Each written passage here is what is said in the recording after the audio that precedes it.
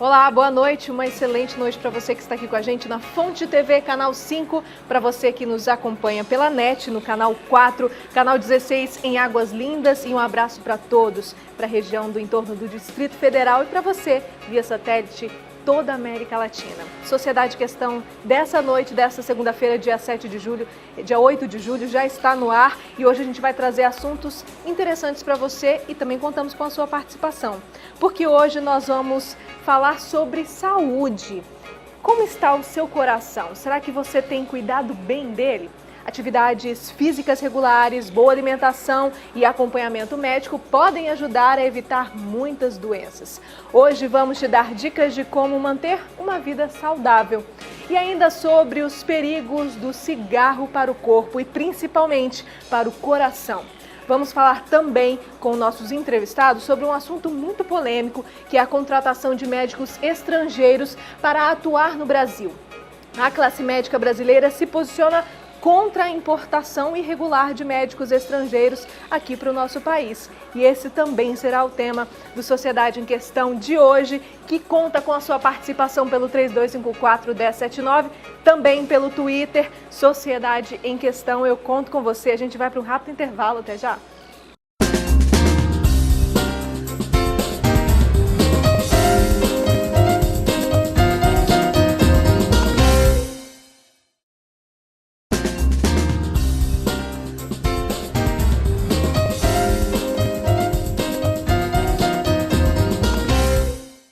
São os chamados fumantes ocasionais que preocupam médicos especialistas no tema.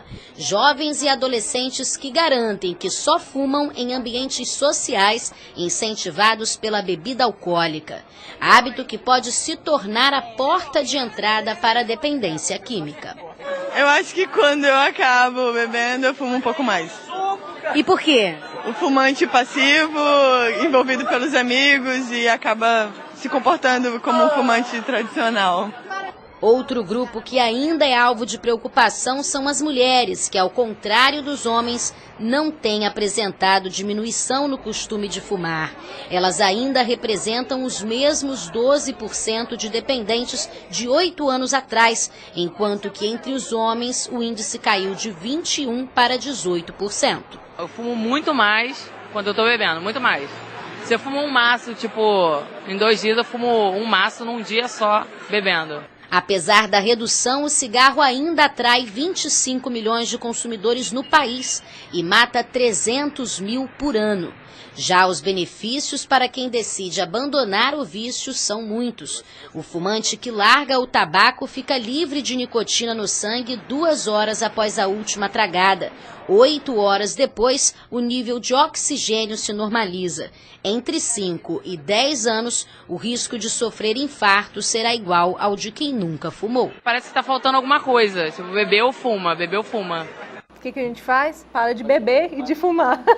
Bom, para falar sobre esse assunto aqui, a gente recebe o oncologista Dr. José Carlos de Oliveira. Boa noite, doutor. Seja bem-vindo. Dr. Anselmo Cavalcante, ele é cardiologista, vai falar um pouco com a gente também sobre esse assunto. Boa noite, doutor. Boa noite, uma alegria, uma honra estar com vocês aqui essa noite. Também recebemos o Dr. Robson Azevedo, ele é diretor do CIMEGO, Sindicato dos Médicos de Goiás, vai conversar, também bater um papo com a gente sobre saúde, bem-estar, sobre tudo que envolve a nossa saúde, mas principalmente, é claro, também do nosso assunto, no segundo assunto de hoje, que é a importação de médicos aqui para o nosso país. Obrigada, seja bem-vindo, doutor. Obrigado, prazer estar aqui com vocês. Bom, em primeiro lugar, a gente ouviu uma moça falando, doutor Anselmo, que bebeu, ela fuma. Bebeu, fuma, né? E os dois, as duas atitudes prejudicam e muito a saúde, né? São hábitos que minam, né, a saúde. Como cardiologista, é até difícil estabelecer qualquer estratégia de tratamento com um paciente que fuma. Claro que, como médico, nós devemos respeitar a opinião e a livre-arbítrio de cada paciente, mas, na minha responsabilidade como médico, eu vou tentar convencê-lo, né, num primeiro momento, conscientizá-lo. Ele ter consciência do que aquele ato representa no futuro próximo para a vida dele. E uma outra palavra que parece a mesma coisa, mas é bem diferente, depois que a pessoa ter consciência, ela está conscientizada. É quando ela transforma essa consciência numa prática, numa ação. E hoje em dia existem muitos meios, muita ajuda, né? O importante é que o fumante aí que está nos ouvindo, ele precisa saber que ele é um dependente químico. E nós temos muitas ferramentas, muitos meios de te ajudar a se livrar do cigarro. Então, se você quer viver melhor, nós temos muitas maneiras de promover sua saúde, sua qualidade de vida. Agora, se você insiste em fumar, eu acho que qualquer cardiologista de qualquer lugar do mundo vai ter muita dificuldade de te proteger dos males que esse cigarro vai te trazer. Bom, a gente viu uns dados de que diminuiu, né, a quantidade de fumantes no país nos últimos 50 anos. Por outro lado, o número de jovens e de mulheres que têm fumado tem sido grande, esse número. Dr. Robson, isso chama atenção, né? Muito, isso é muito preocupante. Nós temos pensado nisso, eu concordo com o que o Dr. Anselmo disse aqui, da consciência de cada um. E toda a categoria médica, ela se preocupa muito com essa situação. Uhum. A gente quer chamar a sua atenção a respeito de todos os perigos que envolvem fumar e todos os perigos que envolvem também você não conseguir ter ou não ter o hábito de ter uma vida saudável, hábitos saudáveis na sua vida, e isso reflete muito na sua saúde. Principalmente falando do cigarro, doutor, quais são os impactos que o fumo pode trazer no organismo da pessoa? Uma coisa que é bom a gente relatar é que o tabagismo está presente em toda a sociedade, todas as religiões, toda a sociedade, de maneira geral, o tabagismo está presente. Viu? Então isso aí é um mal que vem. Hoje, para você ter uma noção, hoje existe 1,2 bilhões de pessoas que fumam no mundo. Viu? Eles estão muito preocupados em 2030, que se esse número não melhorar, o índice de câncer, por exemplo, vai ser muito alto. Viu? De cada 10 pessoas, por exemplo, 6 pessoas podem morrer com câncer. Então hoje, por exemplo, o tabagismo é um fator etiológico evitável hoje, mas é um fator que nós temos que prevenir, né? Com certeza. A gente tem uma pessoa para participar do telefone. E os impactos são muito grandes. Por exemplo, hoje se você pegar o INCA, por exemplo, que é o site do Instituto Nacional do Câncer, que rege as regras de oncologia, hoje, se você entrar no site, lá tem 720 substâncias tóxicas. No cigarro? No cigarro. 720 substâncias. São muitas substâncias tóxicas. Viu? Outra coisa que chamou atenção, por exemplo, quando você mostrou a pessoa fumando e bebendo e querendo fazer aquela associação. Isso para o câncer é muito importante, principalmente para o câncer de boca. O câncer de boca, quando a pessoa bebe e fuma, esse índice aumenta muitas vezes. Esse número aqui em Goiás, ele é elevado? Esse número é elevado. O número de câncer de boca é um câncer que é praticamente evitável, né? O diagnóstico, só abrir a boca. Hoje nós estamos tratando 90% dos casos avançados. Uma coisa que, assim, por exemplo, falou muito em qualidade de vida. Que qualidade de vida que vai ter um paciente desse que vai perder a mandíbula, vai perder a língua, muitas vezes vai ter que alimentar com a gastrostomia, que vai ter que pôr uma sonda na barriga para esse paciente alimentar. Qual a qualidade de vida vai ter esse paciente? Tudo isso é feito do cigarro? Tudo isso é feito do cigarro. Explica pra gente, pra quem está em casa, por exemplo, se a pessoa fuma, ou dependendo da quantidade de anos, porque tem muita gente que já fuma há 20, 30 anos, e tem muita gente que fala assim, não, meu pai fumou a vida inteira e morreu com 90 anos, então não tem problema, né? Isso depende de cada pessoa? Uma coisa que é importante, isso é um fator de risco. Isso é um fator de risco que tem câncer, por exemplo, eu posso ter e o Dr. Anselmo pode não ter, por exemplo, o fator genético dele, tudo isso pode levar a ter propiciar ter um câncer. Então isso aí depende muito de cada pessoa. Mas, por exemplo, o desenvolvimento do tabagismo é por muitos anos. Viu? Muitos anos a pessoa pode ter. E hoje existem vários tipos de cânceres que estão ligados ao tabagismo. Bem que tem várias substâncias também que pode também contribuir também. Até o meio ambiente, tudo, poluição. Mas o tabagismo, uma coisa que a gente vê hoje é que o tabagismo está ficando difícil para as pessoas fumar, né?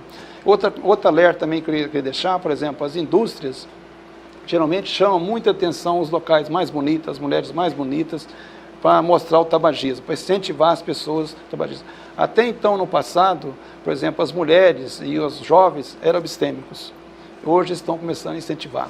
Hoje uma noção, estava lendo hoje uma noção, cada 100 mil pessoas hoje, tanto mulheres como homens, iniciam o tabagismo.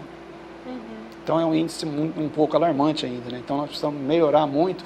E eles estão desenvolvendo mais, eles estão investindo mais nos países em desenvolvimento. um dos países subdesenvolvidos, né, que estão investindo mais, investir mais no tabagismo. Certo. Doutor Anselmo, para as pessoas que estão em casa entenderem um pouco, quais são os reflexos do cigarro para trazer algum problema para o coração? Por exemplo, na prática, assim, o que acontece? O cigarro pode causar 2 males de maneiras diferentes. O primeiro, o mal agudo. O cigarro diminui a produção de um anticoagulante natural que nós produzimos, chamado proteína C e proteína S. Nosso sangue fora da nossa circulação, ele se coagula. E porque existem anticoagulantes naturais que o nosso organismo produz. Quando você fuma, você aumenta muito o risco desse sangue coagular dentro do sistema vascular. Principalmente se você associa anticoncepcional com cigarro. Então, isso é um suicídio. Né? E a gente tem visto que as mulheres têm fumado mais, né? Exatamente. Então, esse é o mal imediato. Eu digo assim que o cigarro, você não precisa esperar o mal de muito tempo. A cada cigarro que você está fumando, pode ser o gatilho que vai desenvolver uma trombose. Uma oclusão de uma artéria coronariana, um infarto, um AVC. E tem aquele mal crônico, que é a aceleração da aterosclerose, uma inflamação em todos os vasos, as arritmias que estão associadas ao cigarro.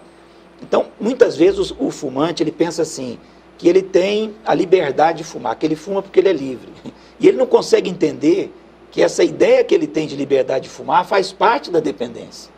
Então ele precisa começar a abrir esse diálogo. Existem basicamente 2 tipos de fumante.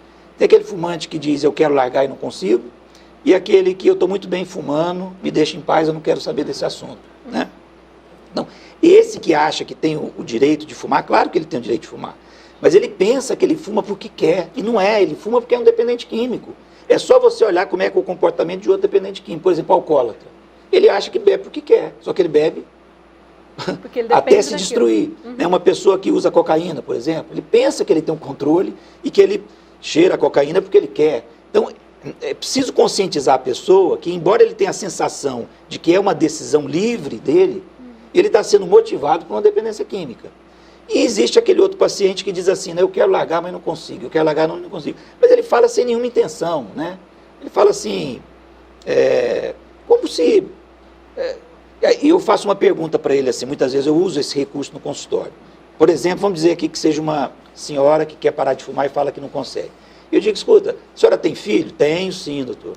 Se ela estivesse numa UTI entre a vida e a morte, e a única maneira de salvar a vida da sua filha é largar de fumar, você largaria? Ah, claro que eu largaria. Se você é capaz de largar para sua filha, por que você não é capaz de largar para a sua própria vida? Então não é questão que você não consegue, você não tem um motivo suficientemente forte. Sim. Se você realmente tiver consciência e estiver valorizando a sua vida, você vai ser capaz de se libertar disso. Mas eu acho que esse diálogo, essa conversa, convida o paciente a uma reflexão. E convida ele a começar a mudar certos hábitos. A gente sabe que isso é uma cilada, como toda dependência química, e a gente tem que identificar o tipo, né, a personalidade de cada um, e começar a oferecer alternativas de como é que ele pode desprogramar esse cérebro. E muitas vezes existem medicamentos que podem ajudar muito nessa fase de abstinência do cigarro. A gente já viu algumas pessoas, a gente vê propagandas, eu já vi algumas pessoas falando sobre aquele cigarro, os adesivos e aqueles cigarros eletrônicos, né? Como é que eles funcionam? O cigarro eletrônico, ele é uma ilusão, né? Um cigarro virtual. Na verdade, ele produz uma fumaça, que é um vapor, mas que não tem nada ali, e a pessoa que gosta do cigarro mesmo tem vontade de jogar ele fora. Né? E os adesivos de nicotina podem ajudar. Mas ele ajuda, mas, por exemplo? Sabe o que acontece? Que os fumantes, eles não são iguais. Tem fumante que gosta do cheiro do cigarro, tem fumante que o vício dele é mais em comprar a carteira, então ele abrir, é bem viciado acender. Mesmo, porque alguém gostar do cheiro do cigarro. É verdade. Ele acende cachimbo, né? Tem um cachimbo que tem um também cheiro tem. bom. Você já viu aquele que acende o cigarro, deixa ali, ele acende o outro cigarro? Então, tem vários tipos de fumante. Então, é importante você identificar o tipo do fumante para você oferecer algum tipo de alternativa.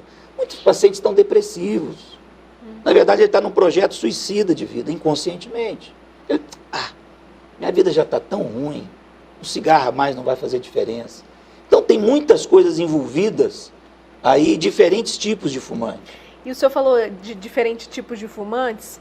principalmente porque também a gente tem diferentes tipos de cigarro de fumo, né? A gente vai ver que a gente fez uma síntese de quantos tipos de fumo, quantos tipos de cigarro existem hoje e a maioria, com certeza, eu acho que você conhece. Veja só. O cigarro não é somente o causador dos problemas de saúde. No tabaco se localiza a nicotina e a partir dela são fabricados outros tipos de fumo que também causam danos. Fumo do cigarro. Nele é encontrada uma porção pequena de tabaco seco e picado. Ele é enrolado num papel que pode ter filtro ou não para reduzir a inalação de substâncias tóxicas. Cigarros light ou de baixo teor recebem esse nome por diminuir o teor de substâncias tóxicas. Ao serem produzidos, recebem orifícios de ventilação nos seus filtros, facilitando assim a diluição da fumaça pelo filtro. Cigarro de palha são naturais e o fumo é extraído de forma natural. Como não possuem filtro, as substâncias ingeridas são mais intensas e há o risco maior de desenvolver doenças. Cigarro de bale ou cigarros de cravo. Em sua mistura possuem tabaco, cravo e outros elementos. Ele possui um alto teor das substâncias encontradas no cigarro tradicional e uma substância encontrada em sua composição, o eugenol. Pode trazer paralisia respiratória em pessoas frágeis.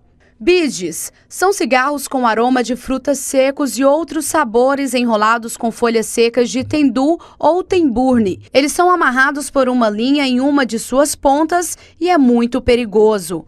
Fumo do charuto. Feito à mão ou à máquina, o charuto possui uma parte aberta onde é fumada e uma parte fechada, onde será aceso o fumo. Ele pode ser aromatizado com baunilha, chocolate, entre outros, e depende de solo e clima especial para sua fabricação.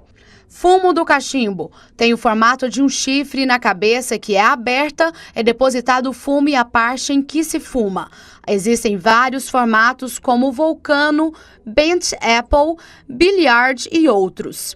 Fumo de cigarrilhas, feitas de fumo natural ou mistura do pó do fumo, papel e glomerante. Eles são charutos com tamanho de cigarro. O aroma é semelhante ao charuto, mas não tão profundo.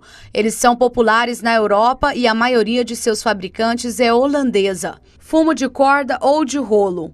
Encontrado como grandes cordas, normalmente de cor negra, pesam de 3 a 5 quilos e são enrolados em um pau. Esse tipo de fumo possui uma grande quantidade de nicotina.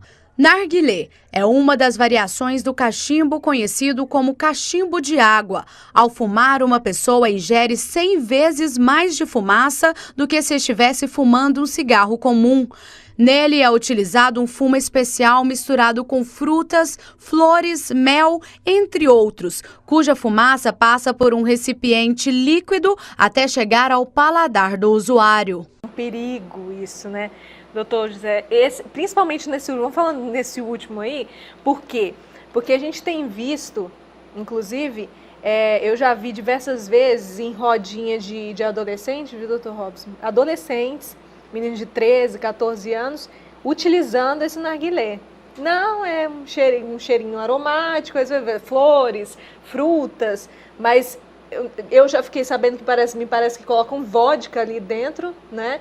Que é para fazer aquela fumaça, né? Estimular, né? Para estimular. Estimular o consumo, né? Pois é. E isso está sendo usado pelos adolescentes hoje, né? Isso é uma criatividade da indústria, né? Com certeza. Agora, ele é 100 vezes pior? Não, o que você mostrou que é pior aí, que eu acho, é esse de corda aí. Esse de corda é o pior.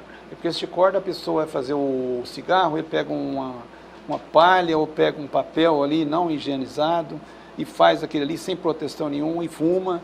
Ele fuma parte dele, guarda parte no bolso, depois volta a fumar de novo, então não tem proteção nenhuma. Esse risco é muito alto. Esse é um cigarro manufaturado, né, um manual, né, um cigarro manual. Ele corresponde a 7, por exemplo, um cigarro desse manual corresponde a 7 cigarros industrializados. Nossa. Então é uma vantagem muito grande você fumar o cigarro industrializado, porque o cigarro industrializado, você tem aquele filtro filtra parte da nicotina, então você não tem aquela exposição. E esse você tem quase que 100% de aspiração dele. Como o colega falou ali, também tem um hábito muito grande também, por exemplo, principalmente o pessoal da zona rural, tem o hábito de mascar o fumo. Então ele masca muito fumo e dá uma incidência muito alta de tumores de boca. Ah, entendeu? que o senhor falou. Entendeu? O uso também de cachimbo também, por exemplo. Cachimbo também é uma coisa que usa muito também, por exemplo. Dá uma incidência muito alta também de tumor de palato. Entendeu? Então, tudo isso são coisas assim, por exemplo, que tem um risco elevado e um risco que poderia ser evitável. Né? Uma coisa que a gente vê é o seguinte, por exemplo, a pessoa compra para adquirir uma doença, por exemplo, uma doença coronariana, como também um câncer. E eu acho que o câncer é uma situação difícil. Por exemplo, o colega fala aí da parte cardiológica e tudo, mas o câncer é uma doença que mata aos poucos. Sim. Leva a uma caquexia neoplásica. Então, por exemplo, você vai perdendo muita qualidade de vida. Ele falou em qualidade de vida, eu acho que o câncer perde muita qualidade de vida, viu? E, além do mais, envolve muitos familiares. Por exemplo, os familiares são muito envolvidos. E, principalmente, por exemplo, esses ligados ao tabagismo, muitas vezes são países de baixa renda, né? Países de baixa renda. Então, por exemplo, já pensou um fumante que é líder de uma casa, por exemplo, que tem um tumor desse, ele praticamente modifica toda a estrutura da casa. Viu? Então, os jovens têm que trabalhar, porque aqui ele não tem condição mais de trabalhar. Por exemplo, um câncer, por exemplo, desse aí, inviabiliza a pessoa a frequentar a sociedade. Muitas vezes você inutiliza esse paciente, essa pessoa, que é um trabalhador, muitas vezes depende dos braços, tudo. Então, essa pessoa é inviabilizada. Principalmente, às vezes, desencadeado assim, pelo fumo, por essa dependência que o doutor Anselmo estava falando. Exato. E aí, o que me preocupa é que os jovens estão sendo incentivados cada vez mais cedo. Estimulados. Estimulados, incentivados cada vez mais cedo por um modismo como esse, né, doutor Robson? Ou seja, isso é preocupante, né? Isso é muito preocupante, mas por outro lado a gente tem uma grande quantidade de jovens que estão orientados e até às vezes cobram do pai, né? Pai, não fuma, mãe, não fuma, tal. E essa orientação já está sendo dada, coisa que não tinha antigamente. Então, embora a gente tenha jovens ainda fantasiando, né, essa ideia do cigarro, mas nós temos uma massa muito grande de jovens que estão sendo críticos em relação a isso, e a gente tem que parabenizar esses jovens por esse trabalho de estarem incentivando os pais a não fumarem, como às vezes um pai que não usa o cinto de segurança e o filho já entra, pai, coloca o cinto. Então tudo isso faz parte de um processo educativo que nós temos que ainda amadurecer um pouco no nosso país. A gente tem uma pessoa para participar por telefone. Alô, boa noite. Boa noite. Boa noite, quem fala? É Vicente, setor Vila Nova. Vicente? Isso. Vicente, você fala de onde? Setor Vila Nova. Tá ótimo. Qual que é a sua pergunta? Eu gostaria que fosse perguntado ao médico que é oncologista, se a pessoa que traga, ela tem mais predisposição a desenvolver o câncer de pulmão do que a pessoa que não traga. Tá ótimo. Obrigado pela participação, doutor. Exato. Por exemplo, a pessoa quando traga, essa fumaça vai toda para o pulmão. Então o índice de câncer é maior. Agora a pessoa que não traga, esse índice de câncer de boca pode ser maior.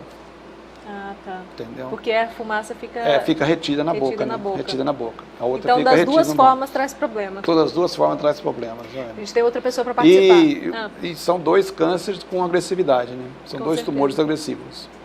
Alô, boa noite? Alô? Oi, boa noite.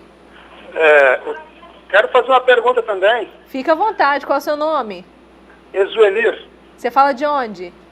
Eu falo da cidade de Jardim. Tá ótimo, pode fazer sua pergunta. Eu quero fazer uma pergunta para o doutor, se ele não está fazendo apologia ao cigarro industrializado.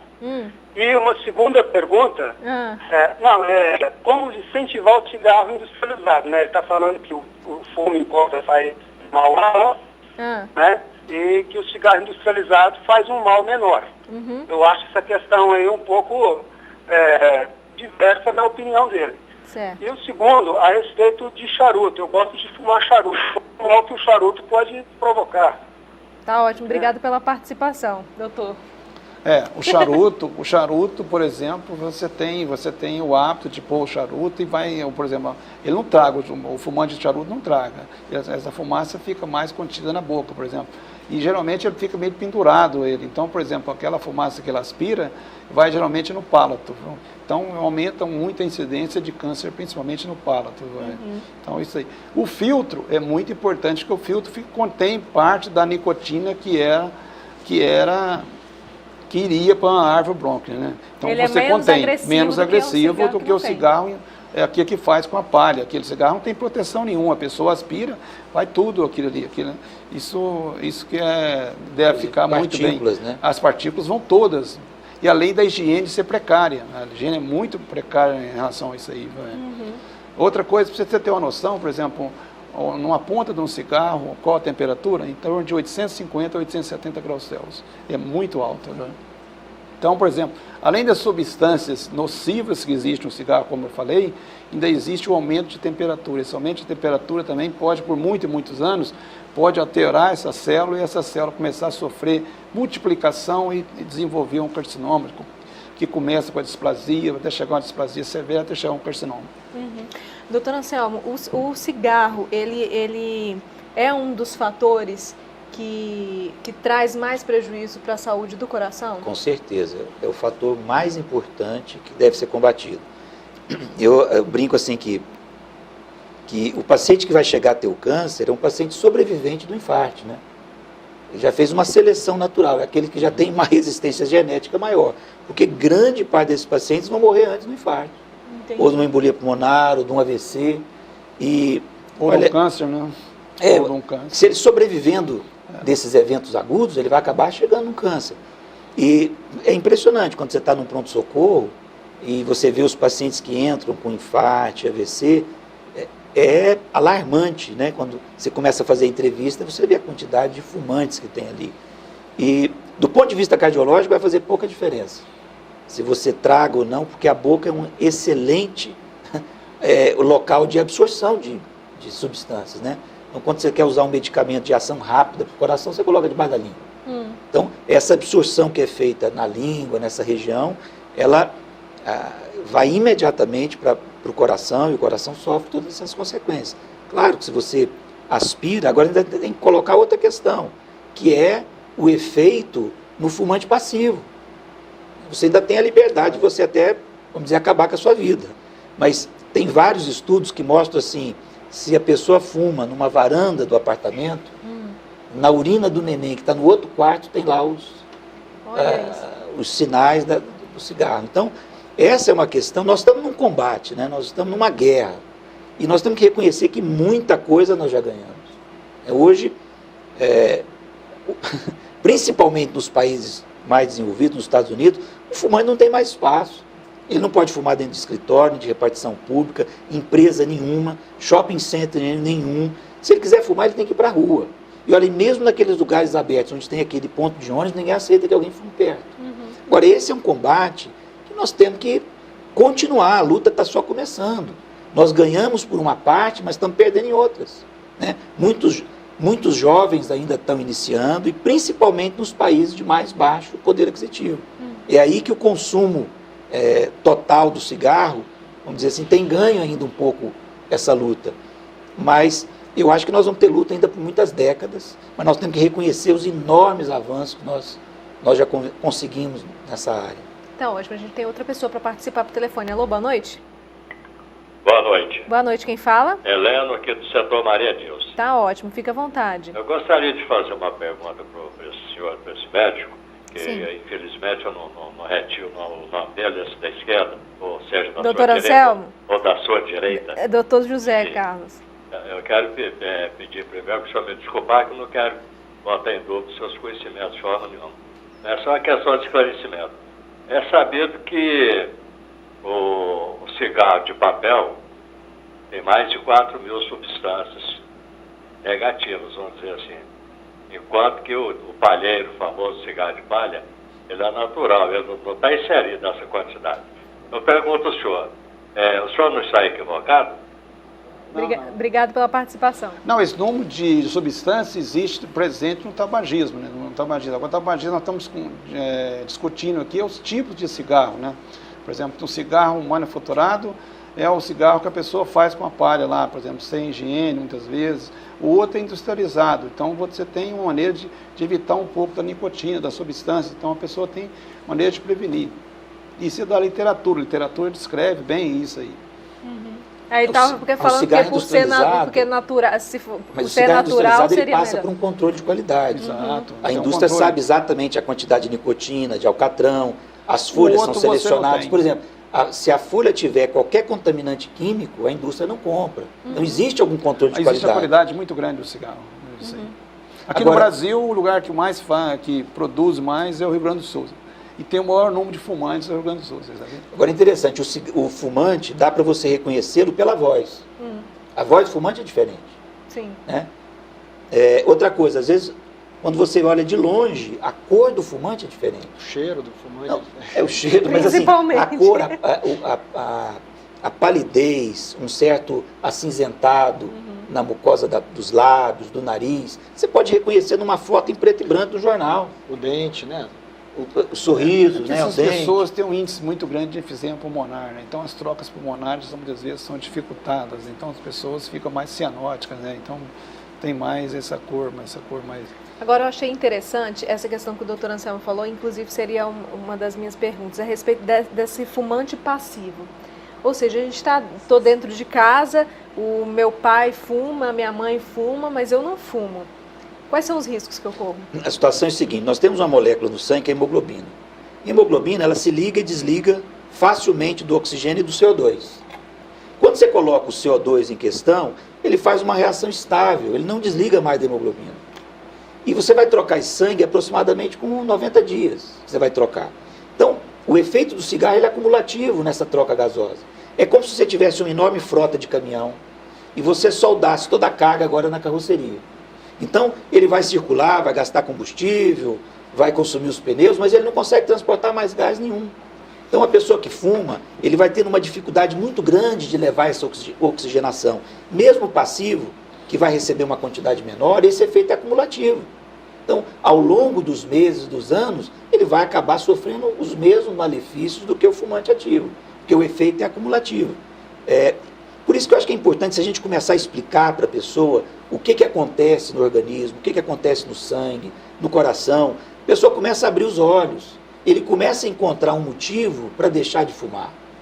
E, como eu disse, existem técnicas para você ajudar o paciente a se libertar disso. A gente só não consegue ajudar aquele que não quer ajuda. Mas quando o paciente busca ajuda, hoje tem muito recurso que torna esse caminho muito mais fácil do que há 10, 15 anos atrás. Bom, uma pessoa que resolve parar de fumar, ela procura ajuda de um médico ou ela simplesmente toma a decisão de que ela quer parar de fumar. Em quanto tempo ela consegue, por exemplo, ter suas funções do seu organismo normais? Existe a possibilidade de seu organismo ficar totalmente limpo do cigarro? É o seguinte, por exemplo, esse risco permanece por um tempo, em torno de 10 anos. 10 anos esse risco, mas depois você tenta equiparar com a sociedade.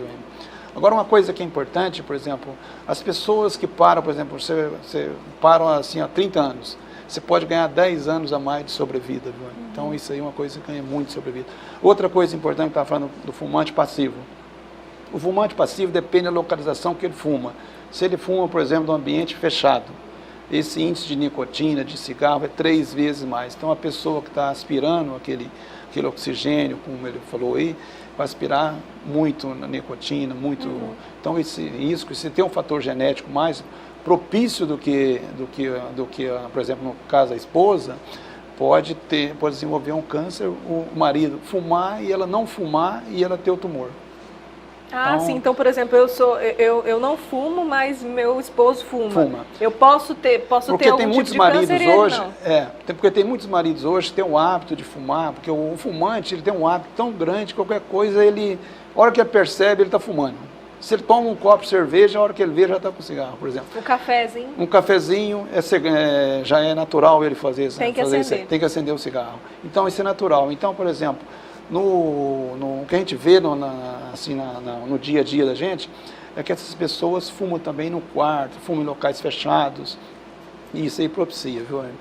Então, isso aí é muito, mas muito frequente mesmo, você ter, por exemplo, a mulher, por exemplo, vítima de um câncer e o marido não ter o câncer, né? Então isso aí fala muito, fator genético, tudo isso. Doutor Anselmo, uma pessoa que decide parar de fumar, ela fumou durante 20, 30 anos e hoje ela decidiu que ela vai parar de fumar. O que ela vai fazer de bem para o coração dela? Só para o coração a gente vai falando, né? Já no segundo dia, ela já tem um benefício muito grande. Mas ela vai equilibrar esse risco de uma pessoa que não fuma depois de 10 anos. Mas já nos primeiros dias, você já tem redução desse risco da formação do trombo, né? Muitas vezes um paciente vai fazer uma cirurgia. O trombo é quando o sangue se coagula dentro da artéria. Alguns pacientes vão fazer cirurgia, passam por uma avaliação pré-operatória e eles perguntam, mas eu já fumo, agora vai adiantar eu parar? Olha, você já reduz muito o seu risco, já para a sua cirurgia.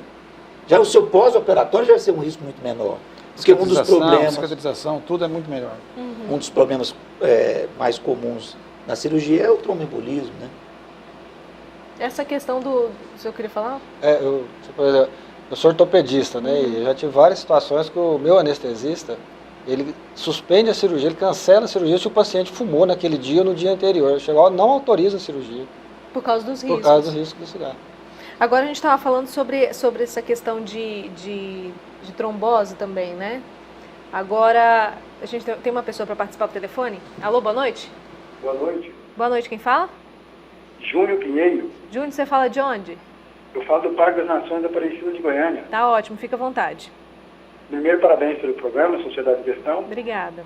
Eu quero fazer 2 perguntas para os palestrantes. Fica à vontade. A primeira é em relação se eles acham que falta o investimento do poder público para ajudar essas pessoas a parar de fumar, porque a gente sabe que é um vício. Se é um vício, existe uma droga, né, que está dentro desse cigarro que a pessoa fuma. Primeira pergunta. A segunda é, se as empresas, não deveria ter uma lei para que as empresas que vendem cigarro destinassem uma parte do seu lucro, porque é muito dinheiro que é envolvido nisso, para centros de tratamentos, enfim, para alguma entidade, para ajudar essas pessoas que são viciadas, que eles mesmos colocam no mercado. Tá ótimo, obrigada pela participação, Júnior. Dr. Robson, você quer responder? Eu acho que eu não sei a opinião dos colegas, mas eu vejo que a indústria do tabaco e o próprio Ministério da Saúde tem feito um trabalho muito grande nessa questão da divulgação dos malefícios dos cigarros. Diferente na minha área, por exemplo, a indústria automobilística e motociclista. Porque hoje você vai comprar um cigarro, tem uma foto lá de uma pessoa com câncer, dizendo, olha, isso aqui causa malecância, causa impotência e ninguém quer. Causa infarto, esse cigarro que causa impotência ninguém quer. E, por exemplo, na indústria da moto, não tem isso escrito na moto. E a moto tem matado e tem aleijado as pessoas de uma forma grande. Então, existem sim investimentos do governo em prevenção e em tratamento, e a indústria tem contribuído com o dinheiro do cigarro para isso. Não sei se em quantidade suficiente, mas tem. E em outras áreas isso não existe. Só complementando, podia vir também na garrafa de cerveja, né? Porque essa associação do álcool e da moto é muito comum nos pronto-socorros, né? Muito então, realmente, eu acho que deveria haver maior influência do poder público, como já existe, né, nos Estados Unidos. Existe um filme muito interessante que fala a respeito de toda essa polêmica, eu não sei, é Insider o nome do filme, que mostra de um pesquisador da indústria do tabaco, um grande palestrante, e todos os bastidores da indústria, como é que a indústria trabalhava para desenvolver cigarros que criam mais dependência química, e como é que isso tudo veio à tona, porque todo o dinheiro que hoje a indústria do tabaco paga em termos de recuperação foi uma conquista da sociedade. Agora, eu acho que isso ainda é muito pouco perto dos malefícios. Eu acho que o governo poderia patrocinar mais a terapia antitabagista. Por exemplo, os medicamentos que são usados são inacessíveis a mais de 90% da população, né? Um dos medicamentos aí custa R$1.000 o tratamento. Então, eu acho que podia tirar, por exemplo, os impostos, né? Desonerar esses medicamentos, porque o Estado vai economizar porque vai ter menos pessoas com AVC, menos aposentadoria. É um trabalho preventivo. E financeiramente, a prevenção é um excelente negócio para o Estado. Doutor José, o que você acha? Eu acho que, por exemplo, uma coisa que nós temos discutido, tem discutido muito nos congressos, por exemplo, a mídia é importantíssima, a divulgação, por exemplo, de os malefícios do cigarro, como todos os colegas já falaram também. Outra coisa que é muito discutida também é a elevação do preço do maço de cigarro. Então, a elevação do preço tornaria, por exemplo, uma dificuldade de acesso a esse. Então, isso é uma das coisas que é discutido muito, está sendo muito discutido entre a gente, por exemplo, eu acho que a elevação do preço para as pessoas dificultar comprar. E outra coisa também, por exemplo, é educativo, né? As escolas também deveriam também falar dos malefícios do cigarro. Acho que isso aí deveria ser cultural, começar com as crianças, com todo mundo, uma escada. Acho que tem que fazer em termos disso aí, em termos de a gente prevenir, por exemplo, evitar, porque isso é um fator de risco que é evitável que você paga por ele e você tem uma neoplasia, você tem um infarto, você perde a vida por ele.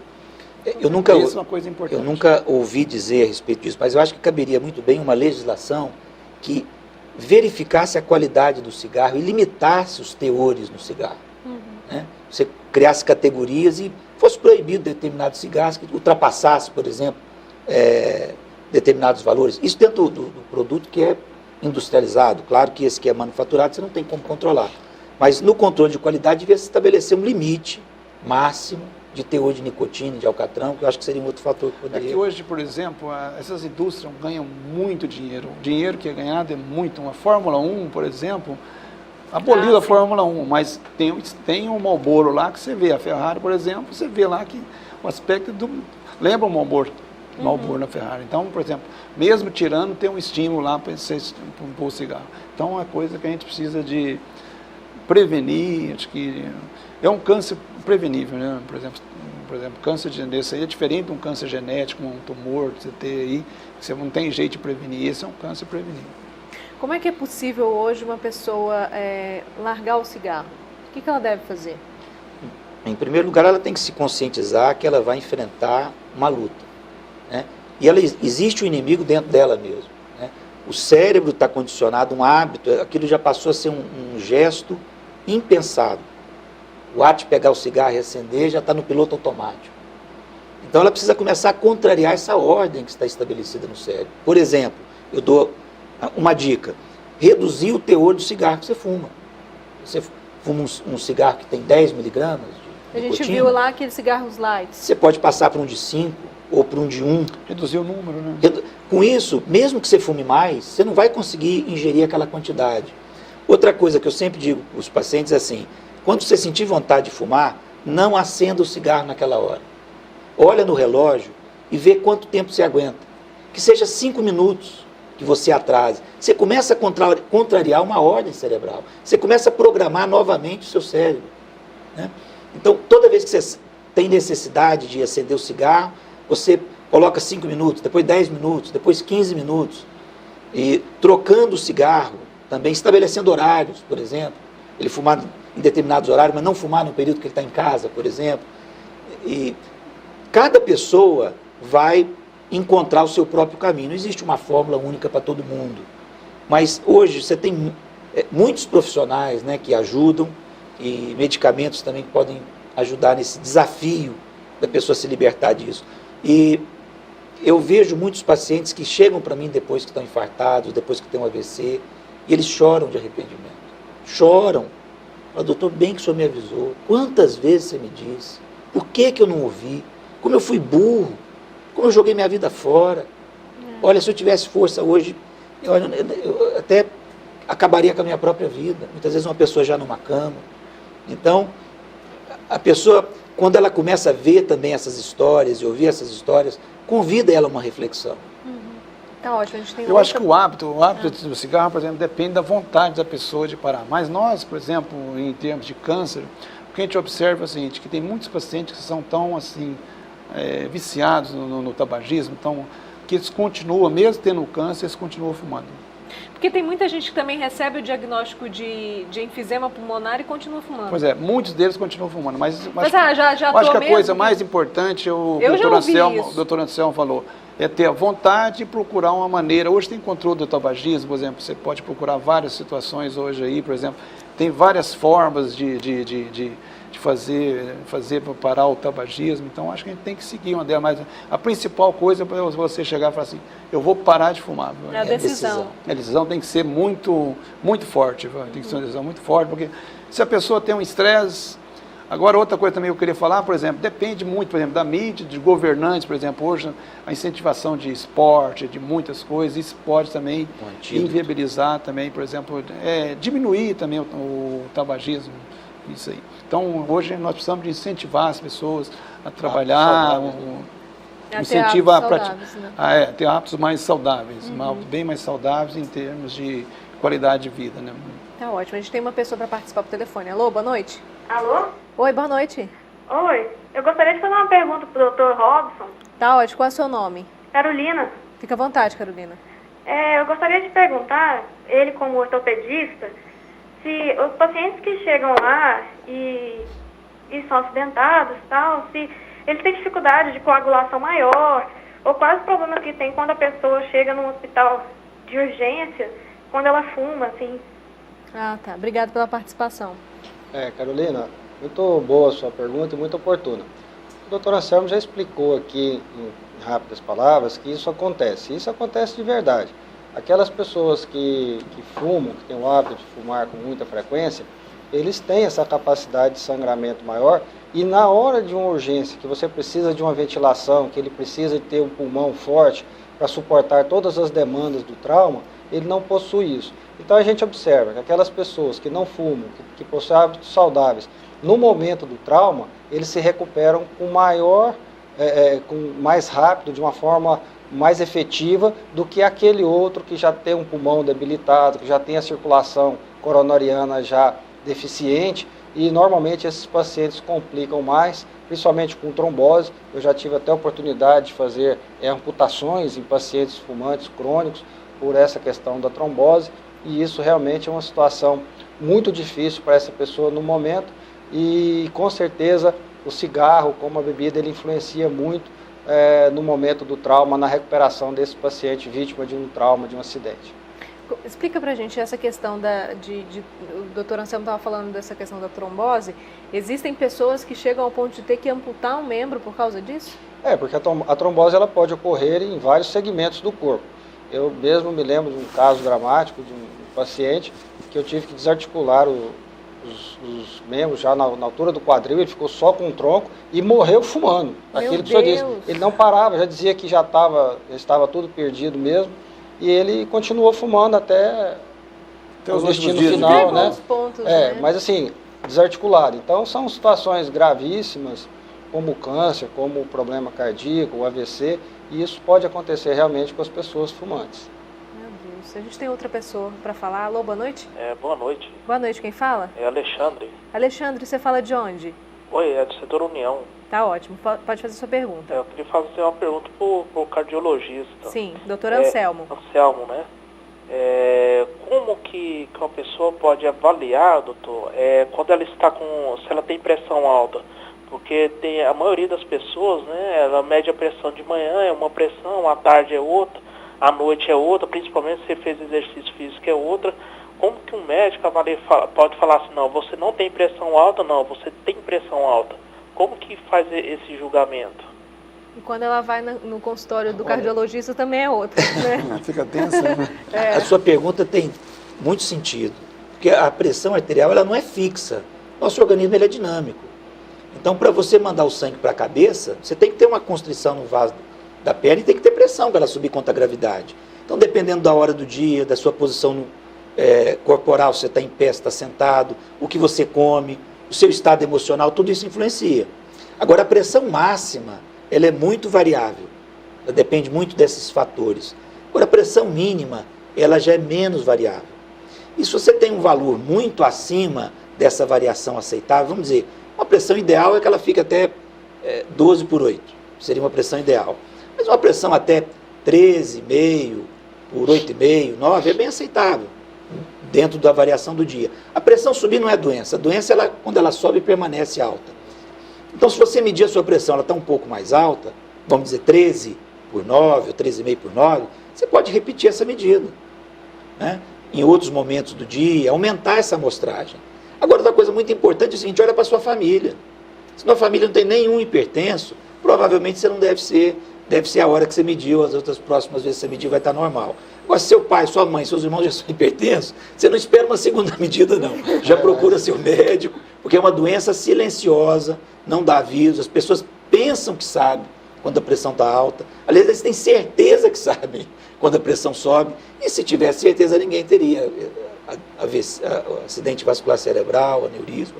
Mas sua pergunta é interessante.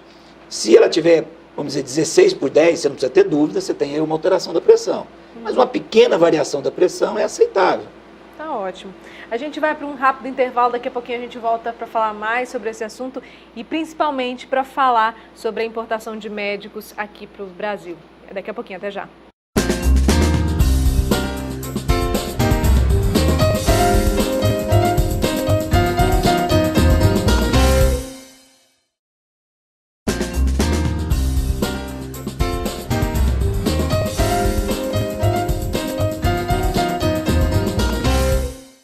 Uma questão tem causado muita polêmica em todo o país, principalmente em torno da classe médica. Por quê?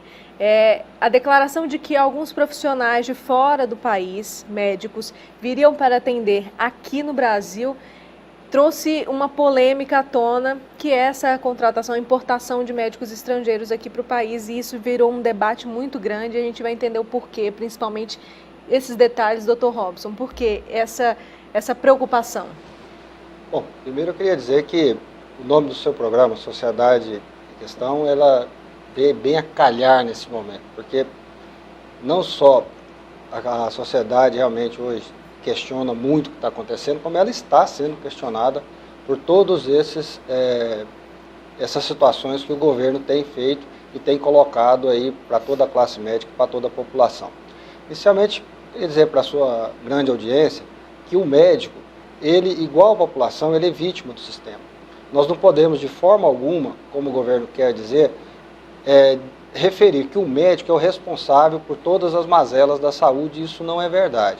O médico é um profissional que tem trabalhado muito e tem se preocupado com a população. Um ou outro, em alguma situação, alguns casos pontuais, podem surgir aí alguns problemas, mas que isso tem um lugar, tem o ambiente certo para ser resolvido. O que a gente quer dizer é que o governo tem, por não investir na saúde da forma adequada, mascarado a situação e tentado colocar de alguma forma situações de alguma maneira eleitoreiras, pensando na eleição do ano que vem, para que a população entenda que a vinda de médicos de fora seria a solução para todos os problemas. O governo já tentou isso de alguma forma há poucos meses, tentando vender o SUS aos planos, às operadoras de plano de saúde, com a falsa ideia de que seria criar um atendimento acessível a toda a população. Isso não é verdade, tanto é que o governo refluiu dessa ideia. A outra ideia foi essa de trazer médicos de fora, importar médicos, e muito tem se falado dos cubanos, e nós não temos nada contra os irmãos cubanos, nem contra os bolivianos, nem contra qualquer outro cidadão de qualquer outro país. O que a gente quer é que esses médicos, se vierem para o Brasil, que realmente eles cumpram as etapas obrigatórias do processo de legalização para que eles possam atuar e atender a nossa população. O médico brasileiro, quando ele forma, ele cumpre uma grade curricular de 6 anos, e agora o governo, depois nós vamos conversar isso, quer passar para 8, de 6 anos, que é considerada adequada e atual para o atendimento da população. Então o médico brasileiro não precisa de fazer prova, porque ele automaticamente, a legislação já dá esse poder a ele. Então o médico que vem de fora, ele tem que fazer essa prova sim. Então o que nós entendemos é que os médicos, para virem trabalhar no país, eles precisam de fazer uma prova para saber se eles têm conhecimento necessário, adequado à nossa grade curricular, para atender a nossa população. Senão nós vamos pegar aí um profissional que não tem qualificação adequada para atender uma população mais carente, e nós estaríamos criando então uma situação de dois países. Um país onde a população tem acesso a uma medicina atendido por brasileiro, que é um profissional bem formado, em linhas gerais, e aquele outro que é atendido por um profissional que não tem essa qualificação exigida. A profissão médica, diferente de outras profissões, ela é baseada em 2 princípios. no princípio técnico, ou seja, o médico tem que ter o conhecimento adequado, e no princípio legal. Então, para que o médico possa exercer a medicina, ele tem que respeitar alguns princípios legais. E o governo brasileiro não pode atropelar isso. Ele não pode simplesmente colocar que em 3 semanas um médico que vem de fora vai estar habilitado legalmente para atender em nosso país, atender a população. Isso é um desrespeito, é uma afronta contra a dignidade do cidadão brasileiro que paga religiosamente os seus impostos, que são muito elevados. A população quer ser atendida com dignidade, com respeito. E o que está faltando hoje? Recurso para a saúde.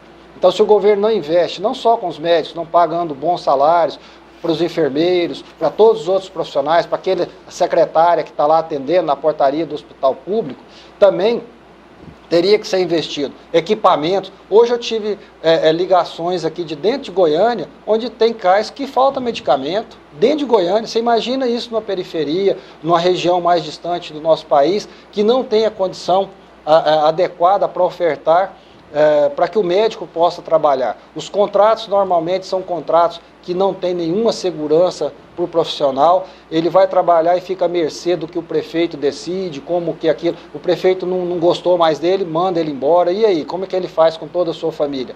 Nós precisamos sim, o governo tem que criar uma carreira de Estado para o médico, não faltam médicos no país, nós temos médicos suficientes para atender, o que falta é uma política correta para estimular o médico a ir para atender no interior ou para atender na periferia das grandes cidades. E essa política só passa por concurso público, e esse concurso tem que ser com a criação da carreira de Estado para o médico, que seria semelhante ao magistério, ao magistrado, aonde o médico começaria a trabalhar com salário digno numa região mais distante e ia progredindo na sua carreira até poder, se quiser, chegar a um grande centro, com condições de trabalho para que ele possa exercer a medicina com tranquilidade. É isso que nós hoje entendemos, e deixar claro para a população que nós não somos contra cubanos, nada, nós queremos que eles venham trabalhar no país dentro da legislação vigente hoje, e que isso não possa ser feito ao arrepio da lei, porque o grande prejudicado, com certeza, será a própria população, que vai estar recebendo um atendimento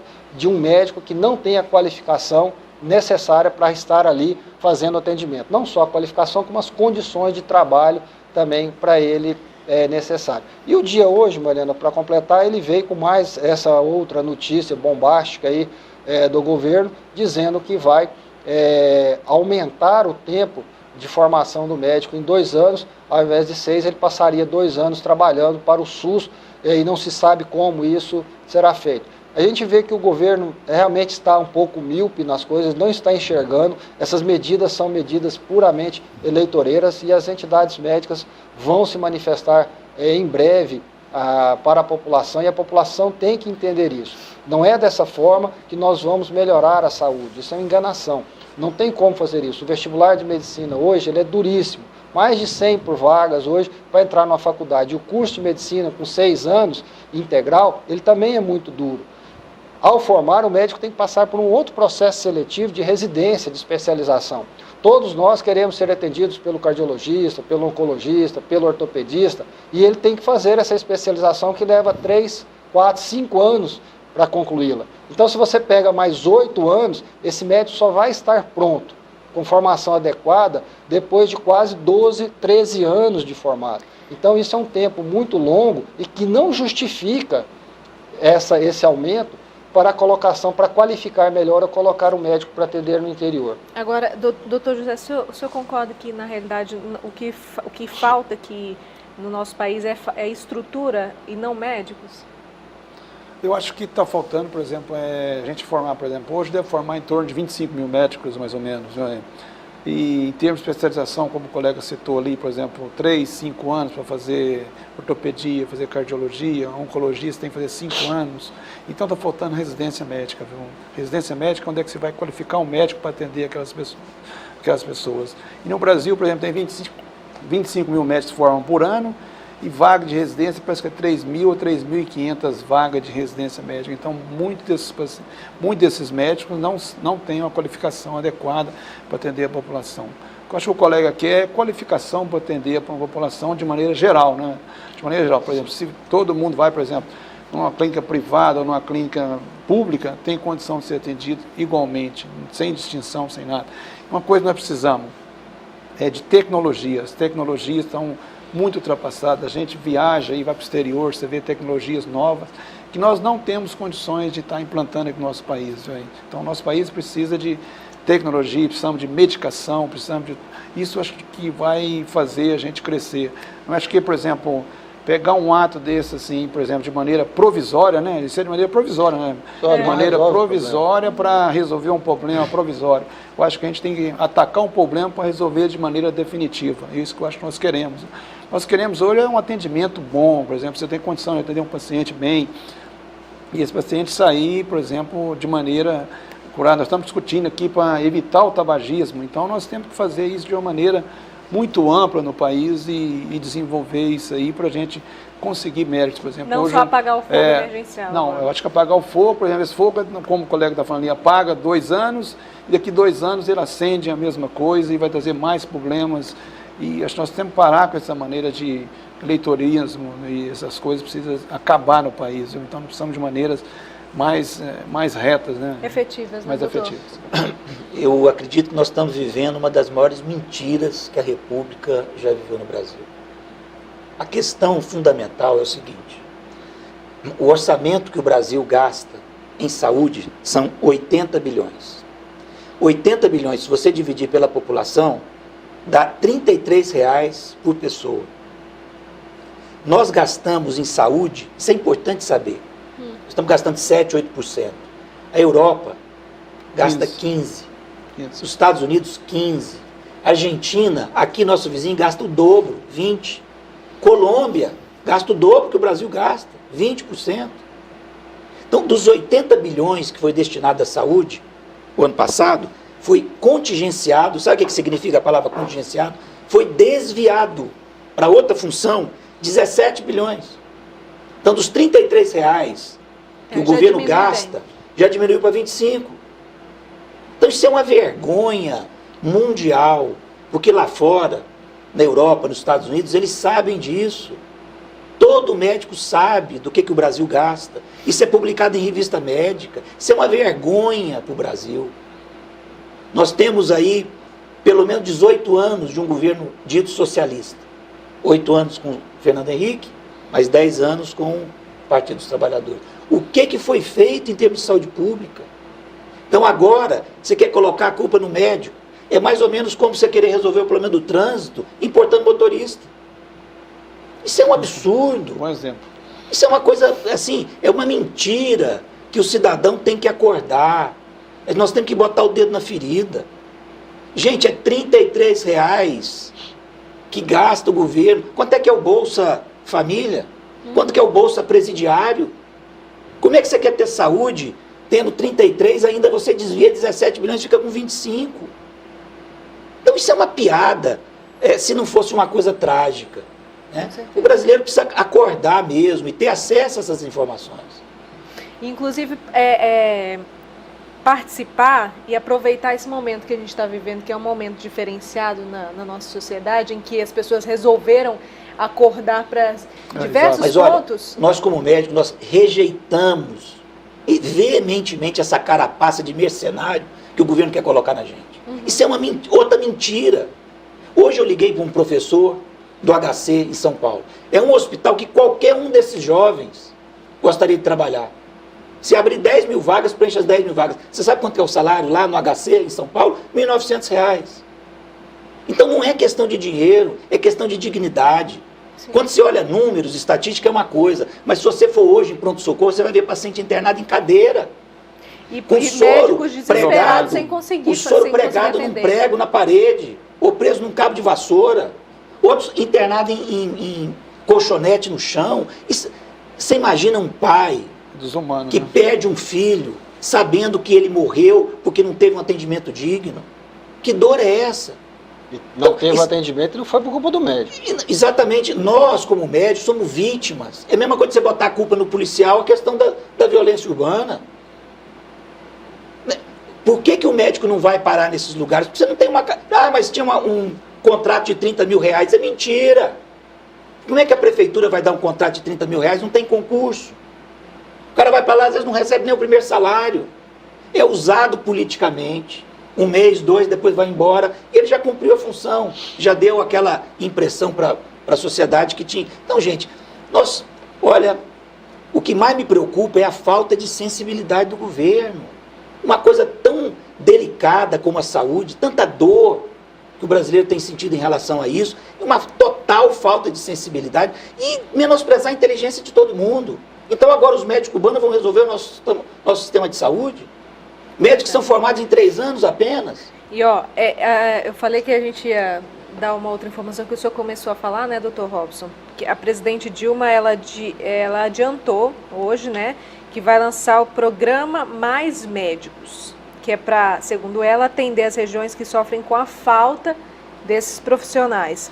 Ela declarou isso num programa de rádio, que é o Café com a Presidente. A gente vai ver um trechinho dessas informações que ela deu. O programa Mais Médicos tem 2 iniciativas importantíssimas. Primeiro, vamos lançar um edital nacional para selecionar os municípios que querem receber novos médicos. Nós temos em nosso país postos de saúde em perfeitas condições de receber hoje mais médicos. Por isso, a segunda iniciativa é que hoje nós vamos lançar um outro edital para que os médicos brasileiros interessados em trabalhar nesses lugares mais distantes possam se inscrever e escolher o município para onde querem ir. Essa convocação de médicos para trabalhar nas regiões mais pobres de nosso país é a resposta que estamos dando para o problema da falta destes profissionais nas nossas unidades de saúde. Quem precisa de atendimento médico não pode esperar, e é por isso que estamos autorizando a vinda de médicos estrangeiros. Trata-se de uma medida emergencial para resolver um problema sério e urgente.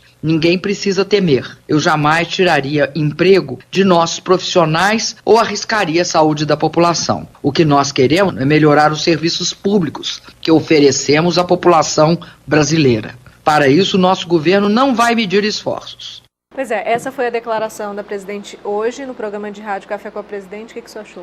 Você vê que a declaração dela é ótima, né? Assim, bem superficial, ela não aprofunda nas questões, ela não informa que esse médico não vai ser contratado por concurso público, e isso fere a legislação. A legislação é bem clara que no serviço público a forma de contrato é através do concurso e ela não coloca isso.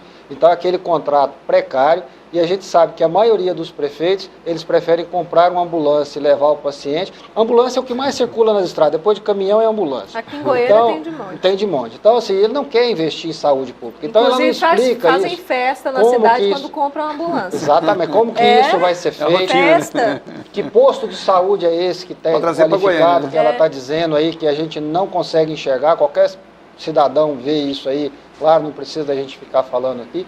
E essa história de aumentar hoje a quantidade de vagas para as nossas universidades hoje já são sofríveis. A faculdade de medicina hoje, os professores são mal remunerados, os funcionários trabalham em condições ruins, não tem cadáver para todo mundo estudar, o material hoje está totalmente defasado. Então como é que você vai colocar mais pessoas, mais vagas nessas universidades sem que não haja investimento nas universidades públicas do país? Então tudo isso a gente vê que são medidas, é uma fala, né, que inicialmente pode até sugerir que realmente está se resolvendo o problema, mas não está. A presidente acabou de mais uma vez tentar enganar a população com isso, e nós precisamos muito que a população entenda isso. As mazelas da saúde não são culpa dos médicos. Como é que hoje funciona, por exemplo, se o doutor Anselmo quiser ir para os Estados Unidos, ir para a Espanha, ir para a França, atuar lá, o que tem que acontecer? Excelente pergunta, que ia comentar isso. Não tem como ir. Se eu hoje quiser eu sou médico aqui, quero ir para Portugal, trabalhar como médico, eu não posso trabalhar em Portugal, eu tenho que fazer uma prova, tenho que fazer um teste. Nos Estados Unidos eu tenho que fazer um teste da língua inglesa para saber fluentemente a língua inglesa, eu tenho que fazer uma prova duríssima de bordo para saber se eu posso ou não atender. Você tem que fazer um tempo de medicina. Tem que ficar um tempo morando no país para poder atuar. Isso nós não podemos trazer esses profissionais para cá geralmente leva 2, 3 anos. Sem que eles estejam devidamente legalizados, sem que eles não tenham uma grade curricular adequada para atender a nossa população. A população vai acabar ficando exposta a um falso atendimento médico de boa qualidade, conforme a presidente está dizendo aí, mas que na verdade isso não existe. Hoje, por exemplo, na área de oncologia, você às vezes faz um diagnóstico precoce de um câncer de mama, mas depois essa pessoa, para conseguir o tratamento para esse câncer de mama, quando ela chega lá no final, o câncer já está no estágio muito avançado, diferente do que quando ela fez o diagnóstico. Então hoje nós temos uma dificuldade muito grande dentro do Sistema Único de Saúde, que é um sistema que nós defendemos o SUS, a gente acha que o SUS é importante para a população brasileira, mas falta investimento. O doutor Anselmo deu os números aqui, não precisa repetir. Então nós não temos investimento em saúde, e é isso que falta. Enquanto a presidente não chegar e dizer que vai realmente investir na saúde o necessário para que nós tenhamos hospitais bons, nós tenhamos hospitais equipados, que postos de saúde que não faltam medicamentos, que nós temos condições de pagar bem não só o médico, mas o enfermeiro e toda a estrutura necessária para funcionar, nós não teremos como o médico ou qualquer outro profissional se deslocar para o interior para trabalhar. Não tem como isso acontecer. Então não é com medidas como essa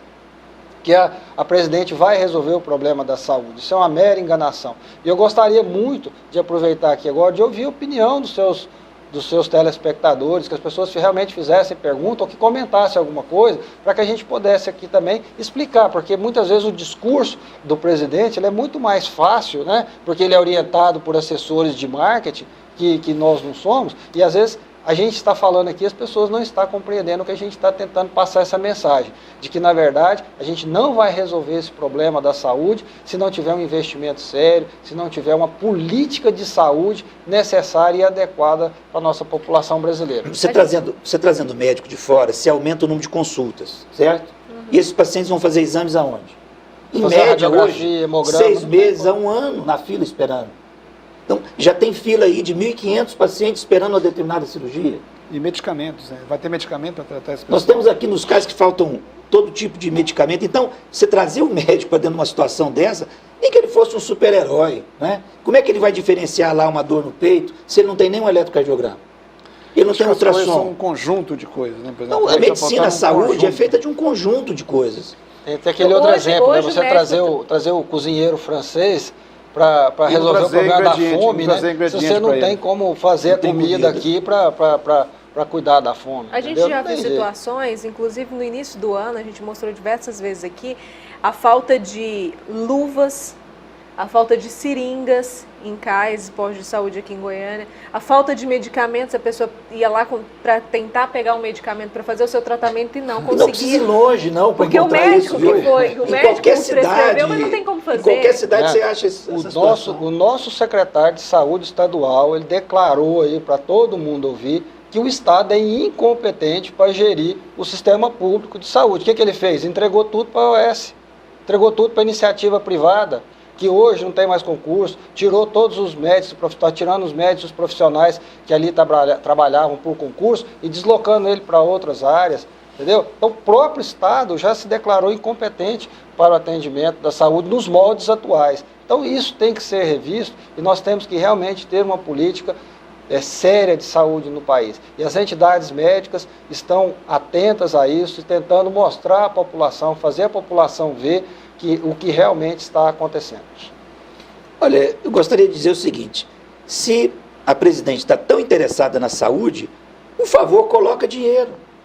Demonstre esse interesse fazendo o que a Argentina faz, o que a Colômbia faz. Coloca 20% do orçamento e nós vamos ter uma outra saúde daqui 5, 10 anos. Agora não passe de mar. E eu queria fazer uma pergunta aqui para você e deixar a pergunta em aberto. Será que quando a presidente passar mal de novo com seu problema de saúde, ela vai se consultar com esses médicos que estão aí, cubanos, que ela está trazendo, ou ela vai lá para o Albert Einstein, ela vai lá para o fazer o tratamento dela? Eu sugeriria até que esse período de estágio, que ele ficasse aqui uns 2 anos, servir na presidência da República, o Senado e a Câmara dos Deputados. Atender os políticos. Exatamente. É um bom local para ele começar. Viu algumas notícias hoje, me parece que os cubanos parece que não vão vir mais. Né? Eles seriam espanhóis e portugueses. Portugueses. A gente tem que fazer uma meia-culpa aqui e mais uma vez eu digo, nós não temos nada contra os cubanos. Os cubanos estão levando esse rótulo aí sem o menor merecimento. A gente admira muito, né, o povo cubano por toda a sua história e trajetória de luta que eles têm. mas infelizmente eles foram rotulados aí e estão sendo vítimas disso. O governo refluiu, né, essa informação que a gente tem na tentativa de trazê-los, né, ao Brasil, e está buscando novas formas aí junto aos espanhóis e portugueses. Mas a própria Ordem dos Médicos de Portugal já não recomenda aos portugueses virem, porque por 3 mil euros para trabalhar em condição inóspita, sem condição de trabalho, eles estariam aqui semelhantes a um trabalho escravo. E o português e a diretoria da ordem portuguesa não está recomendando que os portugueses venham para o Brasil por essas condições. Agora, veja de trabalho bem, quem escravo. nós vamos atrair? Você acha que aquele médico que está bem posicionado em Portugal, na Espanha, vai deixar lá? Ou vai vir aquele que não teve oportunidade nenhuma, Sim. que não teve, está fora do mercado, ou que tem às vezes um processo até criminal? Vai ser uma boa oportunidade para vir. A gente sabe que tem alguns brasileiros que fazem medicina em Cuba, não é? Em Cuba, na Bolívia, na Argentina. Pois é, para ele atuar aqui no Brasil ele hoje... tem que fazer uma prova. Tem que fazer uma Porque prova. a grade curricular desses países ela não coincide com a nossa grade curricular. Sim. Então, ele recebe informação médica muito abaixo daquela que é ofertada aqui pelo nosso ensino médico brasileiro. Então, no caso, essas pessoas, esses porcentagem? médicos que iriam vir importados nessa situação, não iriam passar por nenhum tipo de... É o que foi divulgado. Foi divulgado hoje. Ao arrepio da lei. Quer dizer, nós não teríamos profissionais registrados nos Conselhos Regionais de Medicina aptos legalmente para exercer Agora, a profissão. é bom deixar claro que o Brasil sempre teve aberto a médicos de qualquer lugar. E são bem-vindos. Do Japão, de qualquer lugar, desde que ele faça a prova de revalidação. Desde que eles sejam A gente tem acompanhado, principalmente por quê? Porque existem muitas reclamações e a situação é caótica mesmo. E não é só em Goiânia, são em várias cidades, em várias capitais. Mas como estamos aqui, acompanhamos sempre os CAIs e CIAMES de Goiânia. Na semana passada, nós fizemos uma matéria mostrando como estava. Eu quero só mostrar o que esses médicos podem enfrentar quando vierem para cá, né? Vamos ver aqui. Durante a manhã deste sábado, a equipe de jornalismo da Fonte TV percorreu alguns CAIs de Goiânia para verificar como andava o atendimento aos pacientes da capital. Nos CAIs Chácara do Governador, Novo Mundo, Amendoeiras e Cândida de Moraes, o atendimento parecia ocorrer normalmente, com a presença de pelo menos um clínico geral atendendo. Situação diferente da que verificamos em dezenas de vezes que passamos pelas unidades de saúde. Mas em Campinas, nenhum clínico geral atendia. Apenas um pediatra trabalhava, de acordo com os pacientes. Sabendo disso, a procura era pequena por atendimento nos CAIs. Chegando no CAIS Novo Horizonte, a situação de aparente tranquilidade foi rapidamente desfeita quando encontramos com Fábio. A revolta dele na unidade de saúde era com a falta de agendamento para uma cirurgia de apendicite para o filho. Ele ficou aí a noite toda aí sofrendo, sentindo dor, porque não tinha vaga em hospital e nem cirurgião para fazer a cirurgia da apendicite.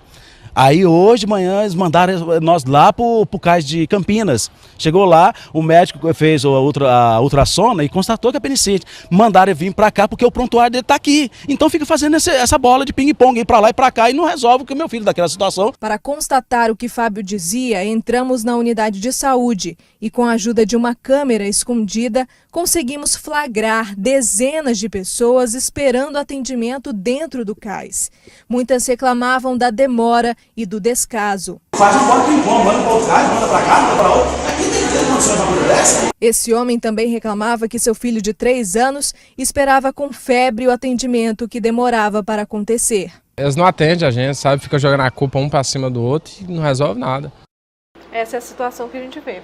Uma vergonha, né? Uma vergonha para todo brasileiro. Agora, nesses locais, está faltando saúde. Mas vai lá ver se não está faltando policiamento, se não está faltando escola, se não está faltando o poder público. Isso é uma ausência do Estado. O que nós estamos assistindo aí é uma omissão do Estado. O Estado não está presente para oferecer... O que nós estamos vivendo é uma crise de cidadania.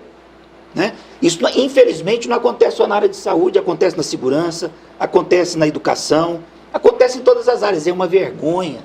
Quando a gente vê uma situação dessa, a gente sente o que? Envergonhado. É falta de dignidade. Agora, isso só resolve de uma maneira, né? Colocando dinheiro, investindo com R$33, tirando ainda R$7, R$8, com R$25 por mês, você não consegue fazer saúde. os recursos o doutor que vem Anselmo falou, o doutor Anselmo falou é muito importante, mas uma coisa que a gente vê é o seguinte, por exemplo, hoje, se você injetar dinheiro na saúde, por exemplo, prevenção, diagnóstico precoce, evitar, você vai, no futuro, você vai economizar dinheiro, viu? Então, essas coisas, por exemplo, que está passando hoje, no futuro pode ser bem melhor, viu? Por exemplo, quantas pessoas podem prevenir de tantas doenças? Então, isso vai economizar para o Estado. Então, o Estado não está sabendo, por exemplo, em termos de câncer, estamos tratando 90% dos casos avançados. Poderíamos estar tratando 20%. Quanto seria a despesa? Um caso, por exemplo, inicial hoje de câncer, em termos de dólares, é em torno de $500. Uma lesão avançada vai para 5 mil, 10 mil dólares. Não é uma diferença muito grande, por exemplo. Se você for pensar no futuro, se você dá o diagnóstico precoce, é uma diferença muito grande. Teve um trabalho recente que teve agora aí, por exemplo, comparando os cânceres em São Paulo e os cânceres no Nova York. 33% das lesões em Nova York eram iniciais. Era 70 e tantos eram iniciais e 33 avançados. No Brasil era o oposto, 80 avançados e 20 iniciais. Você vê a diferença de gasto que você vai ter.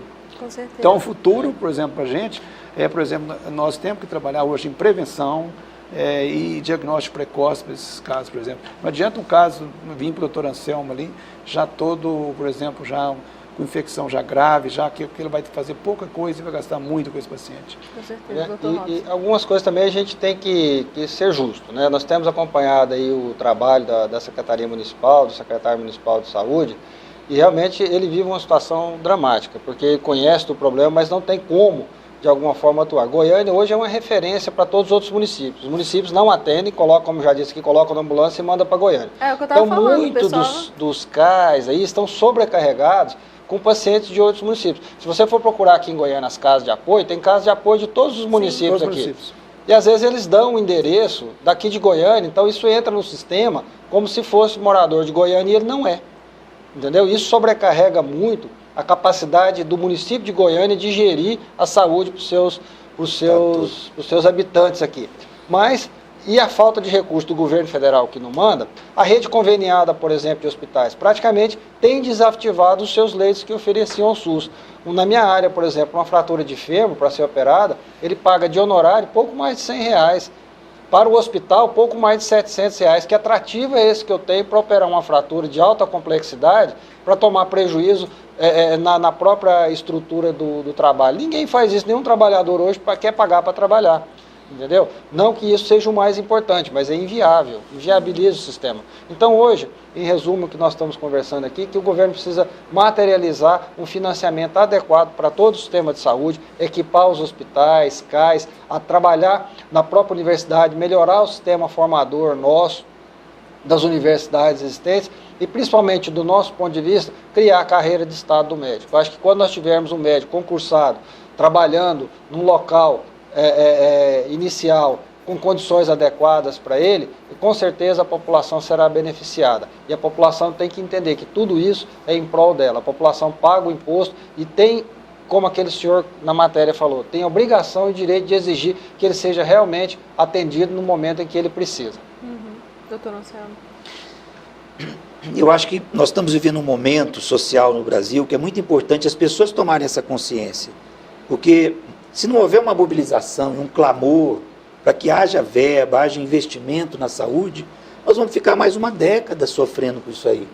Né? Agora, isso não vai vir fácil.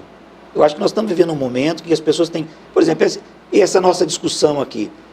Pena que nós temos uma audiência, mas o Brasil é muito grande. As pessoas precisam ser informadas das coisas para poder se mobilizar.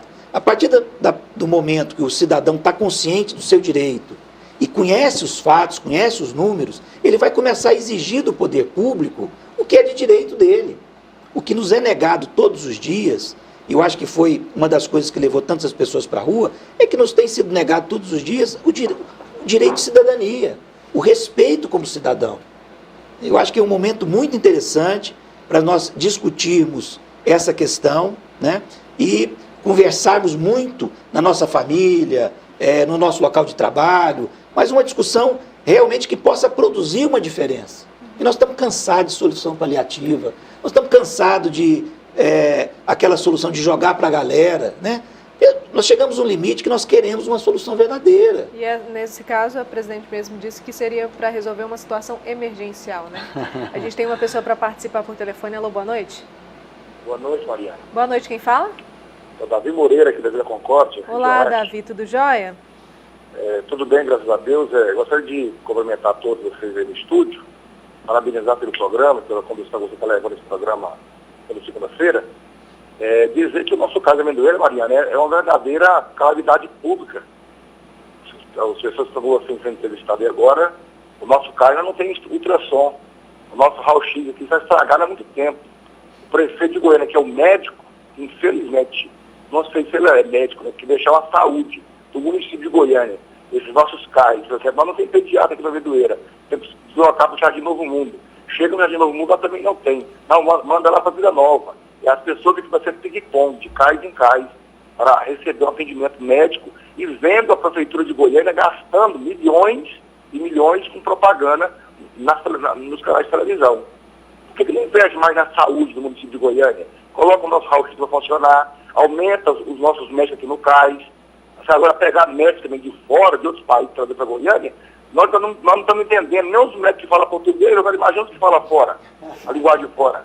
Ele vai colocar a pessoa para traduzir o que não é de fora, vai falar para nós, passar um dia de nós do remédio que nós vamos ter que tomar. Desde o falante, assuma Goiânia como prefeito, como médico, como administrador e coloque a saúde, tira da UTI, tira as pessoas da fila, porque não é justo, Mariana. As pessoas que ficam nesse CAIS de Amendoeira, eu mesmo precisei do CAIS, eu tive que pagar R$250 no ultrassom, que eu estava com problema no braço, de bucite no braço, tive que pagar particular, porque na rede pública municipal, a qual eu pago imposto caro, não tem. Infelizmente não tem. No Jardim Novo Mundo não tem, no Amendoeira não tem. Lá no CAIS de Campinas atende somente 3 pessoas por dia e no Urias também não tem. Aliás, no Jardim Novo Mundo tem, mas a ultrassom está estragada há mais de 6 meses. Isso é vergonhoso. Tá ótimo, Davi, obrigada pela participação. Sem comentários. Sem comentários. Esse é o sentimento da população brasileira. Olha, Davi, esse é o nosso sentimento. Nós temos o mesmo sentimento que a população brasileira tem. E nós rejeitamos essa carapaça que tem sido colocada como se o médico fosse o culpado dessa falência do sistema do Estado, né? Especificamente da saúde. Eu achei interessante ele falar que como é que vai entender os médicos que vierem de fora, né? Eu acho até que ao longo do tempo, ao longo do tempo, a questão do idioma ela se solucionaria, né? Eu acho que isso aí não seria tanto assim um empecilho. Eu acho que o empecilho maior é nós termos profissionais sem a devida capacitação legal para que possam atender aqui. Resumindo, Mariana, você pode trazer médico até de Marte. Se não tiver investimento, não funciona. Não funciona. Porque vai esbarrar na questão, como o Davi estava falando, que não tem, por exemplo, o médico tem está o CAIS, lá, não tem o raio-x, o não tem o laboratório. Está lá e precisa de um exame para diagnosticar o que está acontecendo com aquele paciente, para inclusive também receitar um medicamento que também não tem. Né? Exatamente. Então aí fica Ficou difícil. na mesma, né? Ficou na mesma. A gente tem outra pessoa para participar. Alô, boa noite. Boa noite. Boa noite, quem fala? É Marcos, do setor universitário. Tá ótimo, Marcos. Qual a sua pergunta? Eu gostaria de fazer algumas ponderações rápidas e uma pergunta ao final. Primeiro eu queria afirmar que não há sindicatos médicos representados por esse médico daí e mesmo o outro, eles não têm como provar que estatisticamente a quantidade de médicos que tem no Brasil é suficiente para atendimento da demanda. Basta você dividir a população pela quantidade de médicos, você vai ver que a relação está muito distante do que a OMS exige. Segundo, não é correta a afirmação dizer que médico só pode ser contratado por concurso público. O município, o Estado e a União podem fazer contrato de terceirização para OS e contratar pela CLT sem concurso público, sem prejuízo de que podem ser contratados por comissão. O terceiro ponto que eu queria colocar é o seguinte, a partir de que critério a medicina brasileira quer estabelecer condições para dizer que um médico americano, que um médico espanhol, que um médico italiano que domina o português tem que fazer convalidação do seu título no Brasil, sendo que nós sabemos que a medicina no Brasil é muito inferior à medicina praticada nos Estados Unidos e na Europa. Seria essa a minha pergunta. Obrigada pela participação. Doutor Robson, quer responder? Eu convidaria ao telespectador a entrar no site do CFM. Tem um estudo do CFM, é o estudo da demografia médica no nosso país. O que a gente entende por esse estudo é que, na verdade, não faltam médicos, estão mal distribuídos. Né? Nós temos uma quantidade de médicos muito grande na região sudeste e contrário, por exemplo, na região norte. E por que os médicos preferem ficar na região sudeste e não querem ir para a região norte? É o que nós estamos debatendo desde o início do programa, por falta de investimento, por falta de contratos adequados. E por que a gente defende o contrato público? A contratação por CLT é quando você tem a OS, igual ele falou aí. Mas o concurso público é que garante que o médico vai ter o salário dele pago, que ele vai ter uma segurança no trabalho, como qualquer outro funcionário. Hoje, o que nós temos aqui dentro de Goiânia, são médicos trabalhando, eu não sei se ele sabe disso, com contratos que não dão direito a férias, que não dá direito a 13º. Se ele ficar doente, ele não recebe, porque ele não está trabalhando, ou seja, isso é escravidão. Dentro de Goiânia, nós temos médicos hoje que trabalham no CAIS com contratos que não dão direito a nada. Isso está certo? Isso não está certo. Então, nós temos que lutar, sim, pelo concurso público efetivo. Essa é a melhor forma, a forma ideal de contratação. As outras formas, elas são precárias, ela tem vínculo precário. O médico, como qualquer cidadão, ele vai trabalhar de forma sem a menor segurança para exercer a sua profissão condignamente. E realmente, eu acho que o médico americano, ele pode ter acesso a muita informação e tem condições de trabalho. Você não vai ver um médico americano trabalhando lá, faltando um raio-x para ele, faltando ultrassom, como foi falado aqui. Ele tem condição para trabalhar. E mesmo o americano que vem aqui, ele tem que se adequar às nossas normas, às nossas legislações. O nosso país é soberano e a Constituição nos garante isso. Então, qualquer pessoa para vir aqui trabalhar em medicina, ele tem que não só ter o conhecimento técnico, foi o que eu disse no começo do programa, mas ele tem que estar adequado à legislação. Se você pega uma profissão, por exemplo, um marceneiro, né, só para dar um exemplo, ele forma ali, aprende o ofício de marcenaria, monta a sua loja, a sua oficina e vai trabalhar. Ele não precisa do aspecto legal para isso. O médico não.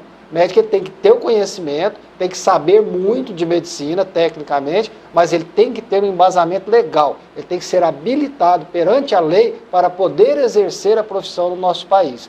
Quem não está, pode ter o conhecimento que for, mas não pode ser médico, não pode exercer a medicina, porque ele está exercendo a medicina de forma ilegal e o exercício ilegal da medicina é crime. Só para complementar, isso é uma relação que existe entre todos os países. Se eu sou médico brasileiro e vou trabalhar na Bolívia ou na Colômbia, eu preciso fazer uma prova de revalidação. Como qualquer médico que venha, ou da África, ou do Japão, ou da Alemanha, para ele trabalhar no Brasil, ele precisa fazer uma prova de revalidação. E qual o problema de fazer uma prova de revalidação se ele tem a competência comprovada? Não há problema nenhum. Sim. Essa prova de revalidação é uma prova básica e não vai se exigir nenhum conhecimento especializado, mas um conhecimento mínimo, porque os países são diferentes, as doenças são diferentes. As doenças infecciosas, as particularidades, são completamente diferentes de uma região para outra. Então, essa normativa existe entre qualquer atividade médica dentro de um país e outro.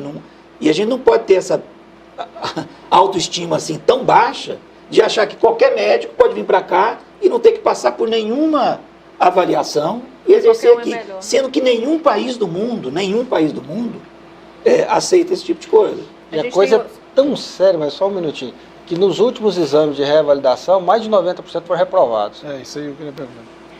Foram reprovados. Então, só ou seja, eles não têm a qualificação necessária para trabalhar em nosso país.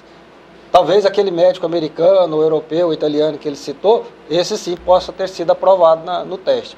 Mas a grande maioria foram reprovados, porque são médicos que vêm tentar a sorte no Brasil e achando que pode exercer a medicina e atender a população, e não pode porque eles não têm a capacitação técnica nem legal para isso. Deixa eu explicar um pouquinho. Por exemplo, como é que a medicina é feita na Europa? Há uma carreira. O médico é um funcionário público e ele trabalha num lugar só. Ele tem segurança, ele tem aposentadoria, ele tem férias, ele tem todos os benefícios. Por que ele vai deixar um lugar desse, onde ele tem todo o conforto de trabalhar num lugar só, ter um salário digno e ter ao seu redor tudo que ele precisa para exercer essa profissão e vir trabalhar aqui? Geralmente esse que vem é justamente o que não dá está certo inserido lá, ou que de alguma forma o controle de qualidade dele foi rejeitado. porque ninguém vai deixar isso para vir para cá. Essa é a situação da necessidade de fazer uma avaliação mínima. A gente só tem rapidinho, só para atender uma pessoa, senão vai cair a ligação dela. Alô, boa noite? Oi, boa noite. Boa noite, quem fala? É a Vera Lúcia dos Reis. Fica à vontade, Vera. Não, eu não quero falar nada não, eu só quero ter um elogio e agradecimento ao Dr. José Carlos. Ah, tá ótimo. Quando eu tive um problema muito sério lá no Araujós, foi uma pessoa hiper legal comigo, um médico que me deixou muito tranquila, e eu quero agradecer muito o que ele fez por mim. Tudo, meu tratamento foi excelente e é um médico muito conceituado. Agradeço muito ele por isso. Obrigada, Vera. Senhora. Aproveita e já comente. Uma coisa que eu penso muito, por exemplo, vendo todas essas palavras, eu acho que nós precisamos valorizar a nossa casa primeiro. Primeiro nós precisamos de organizar a casa nossa, por exemplo. Eu acho que nós precisamos de fazer programas, fazer, por exemplo, educação médica, por exemplo. Nós precisamos de também conceituar os médicos nossos aqui também, qualificar nossos médicos também. Então, acho que nós precisamos de fazer uma coisa muito mais ampla do que da pensar, por exemplo, trazer médicos aqui, vão resolver o problema? Não vão resolver, nós sabemos que não vão resolver. Então, nós precisamos de organizar essa casa nossa, montar programas, montar coisas para a gente ter coisas que melhoram tudo isso aí. Por exemplo, muitos municípios, como o colega falou aí, que, por exemplo, que não tem o médico, nós precisamos de estímulos desses médicos, por exemplo, o governo federal, o governo estadual, que estimule esse médico a ir para esses locais. As universidades, outra coisa que eu acho muito preocupante, por exemplo, as universidades hoje abrem uma escola de medicina, mas quantas vagas de residência abrem na escola de medicina? Eu acho que é uma questão, por exemplo, você vai soltar um médico no 6º ano, mas sem condições de praticar a medicina. Então, nós precisamos soltar um médico apto para fazer. Então, a escola de medicina hoje, que abrisse, deveria também ter uma quantidade de vagas suficiente para a residência médica, para soltar esse médico preparado para atender a população. Então, Mariana, resumindo, a gente não tem nada contra a vinda dos médicos, desde que seja uma parte da solução, não sendo visto unicamente como uma política partidária e com finalidade eleitoreira. Agora, uma dúvida, esses médicos que vêm para cá, eles vão vir para ganhar a mesma coisa que um brasileiro ganharia? Em tese, não. Né? Quer dizer, existe a gente não sabe direito, mas eles estão prometendo pagar aí R$10.000 brutos para que esse médico, como incentivo, para que ele vá trabalhar nesses locais. Eu acho que o médico brasileiro poderia também aceitar isso. O problema é o vínculo. Ela está dizendo aí em 3 anos. Que médico hoje sairia para trabalhar no interior longínquo, sabendo que daqui a 3 anos ele ficaria à mercê da política e da situação?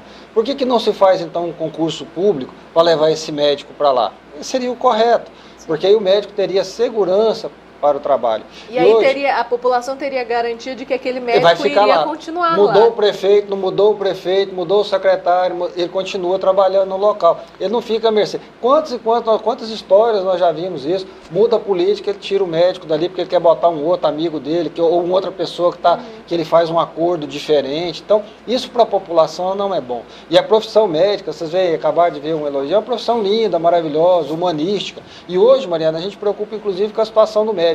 Por ele ser humano e tentar atender da forma que ele acha que é o melhor, ele também está sofrendo. Pergunta com a Anselmo aqui, quantos médicos hoje não estão com problema de pressão arterial, com problema coronário, com problema isso, devido ao estresse que ele está vivendo hoje, por estar trabalhando em condições muitas vezes inadequadas. Então a gente tem que repensar muito essa história, tem que analisar essas informações que são ditas aí pela nossa presidente, com olhos bastante críticos, para que a gente não caia nessa cilada que está sendo tentado colocar.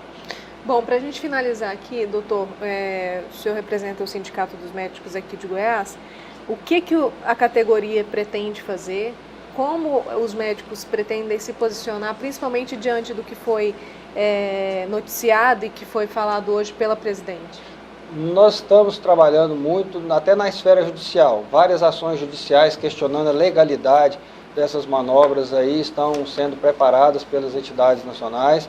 A participação nossa num programa como o seu, e eu vou aqui voltar ao início do programa, a sociedade em questão é um tema que caiu como uma luva para essa discussão de hoje. A sociedade realmente está em questão hoje, nós temos que discutir isso, a sociedade tem que entender o que está acontecendo e as entidades nacionais estão trabalhando muito. Nós fizemos agora, na semana passada, uma grande mobilização nacional, com participação aqui em Goiânia de mais de 2.300 médicos, e do Brasil todo manifestações foram realizadas mostrando para a presidente que o que ela está tentando fazer não é correto. Vai contra a dignidade do povo brasileiro, vai contra a dignidade dos trabalhadores em saúde do nosso país. E é isso que nós estamos trabalhando. As entidades têm feito de tudo e agora com ações judiciais de anticonstitucionalidade dessas medidas que estão feitas pela presidência. Eu queria parabenizar pelo programa, o espaço que você deu foi maravilhoso para que a gente possa orientar a população e dizer que realmente a sociedade hoje está em questão. Nós temos que realmente tentar encontrar a resposta para esses problemas e nós sabemos a resposta. O governo aqui não quer entender isso. Tá ótimo, doutor. Obrigada. Doutor Anselmo. Eu acho que se a gente colocar as coisas na perspectiva correta, nós diminuímos essas diferenças de visão. E a perspectiva correta é olhar para aquele cidadão que está precisando do serviço, daquele pai de família que está com um filho doente, ou aquele filho que está com um pai lá infartado, precisando de uma internação, precisando de um leito na UTI. Se a gente olhar para essa pessoa, nós vamos ter dois tipos de pessoas. Aqueles que vão se solidarizar e vão se indignar com essa situação e querer mudar. E outros interesses que são escusos, que são interesses eleitoreiros, que são interesses de domínio e de manipulação da população, de ilusão da população. Agora, eu acho que é um momento que a população brasileira tem que estar caminhando junta e olhando que nós temos um projeto de nação. Eu não estou defendendo nenhum interesse particular, não me interessa, isso nada pode atingir a minha vida pessoal. Agora, eu tenho um sonho, desde adolescente, de ver esse país como um país que deu certo, um país humanitário, como um país que se importa com as pessoas. E eu acho que nós nunca tivemos uma oportunidade histórica como essa que nós estamos tendo, de o Estado brasileiro ser um Estado que olha nos olhos do cidadão e se preocupa com ele. É isso que eu quero ver dos nossos próximos líderes políticos. Ótimo, doutor. Obrigada. Doutor José, obrigada. Eu também queria agradecer também. Acho que, por exemplo, o tabagismo hoje, como foi discutido, tudo, acho que tem muitas condições, que tem muitas pessoas que podem parar desse hábito, esse fator de risco que leva a vários cânceres hoje, leva a doença coronariana, como foi falado, por câncer de boca, câncer de hipofaringe, câncer de bexiga, são vários cânceres que podem levar e que podem ser evitados. Então, acho que eu convido a população, principalmente a população goiana, para que, por exemplo, tenha mais uma vida, uma qualidade de vida melhor, uns hábitos mais saudáveis e que pratique mais esporte e que evite esses fatores de risco, como o tabagismo, foi citado aqui o etilismo, todos esses fatores. E que eu acho que uma coisa que, por exemplo, foi falado de trazer os médicos, eu acho que nós primeiro temos que consertar a nossa casa, viu? Consertar a nossa casa, organizar programas, qualificar melhor os médicos, por exemplo, dar oportunidade de qualificação do melhor dos médicos, e para a gente ter uma vida, uma sociedade mais justa, mais, por exemplo, uma condição de vida melhor do que nós teremos no futuro, né? Ver o jovem com perspectiva de futuro, né? Tá ótimo, doutor. Obrigada, viu? Eu agradeço muito a todos, parabéns pelos esclarecimentos, boa sorte, viu? A todos também, né? Principalmente ao senhor, doutor Robson, nessa luta que com certeza vai ter pela frente, né? Com certeza, e a gente espera que a população entenda isso. Como nós dissemos aqui hoje, ao longo dessas 2 horas aqui de debate, que realmente o médico ele também é uma vítima como a população. E nós queremos mudar isso para que a população que realmente necessita do atendimento, na hora que ela precisa, ela tenha lá o seu médico, o seu equipamento necessário para cuidar da sua saúde. Tá ótimo. Sociedade Questão de hoje fica por aqui. Um excelente restinho de noite para você, uma ótima semana. Até segunda-feira que vem.